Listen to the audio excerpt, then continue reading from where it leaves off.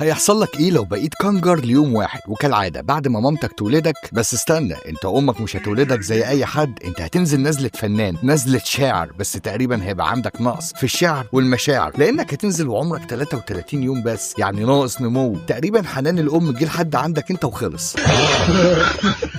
وهتكمل بقى حياتك جوه جيب مامتك، وهتفضل ترضع جوه الجيب ده وتعيش حوالي لمده سنه ونص، واخيرا مامتك تحرمك من حنان الام. في البدايه هتبقى قلقان، لكن واحده واحده هتعتمد على نفسك، واخيرا بقيت راجل وطلع لك عضلات في كل حته في جسمك ومقانص وترابيس، وبقيت ملاكم من اشهر ملاكمين منطقه الكنجر عندك، ونفسك تتجوز الكنجرايه بنت الحلال ام رجلين طويله. بس انت مش لوحدك، وفي كام كنجر زيك عينه على رجليها الطويله، فتدبوا معركه ملاكمه تزلزلوا بيها الغابه. سيب الشاكت، سيب الشاكت، اضرب يا حماده. بس عشان انت رجوله هتكسب المعركه وهتتجوزها، والمره دي ما تقلقش من اللي اسمه الانسان، ولا هيفرق معاك، لانك لو مسكته هتهينه وترجع حق اخواتك الحمير اللي كانوا في الحلقه اللي قبلها.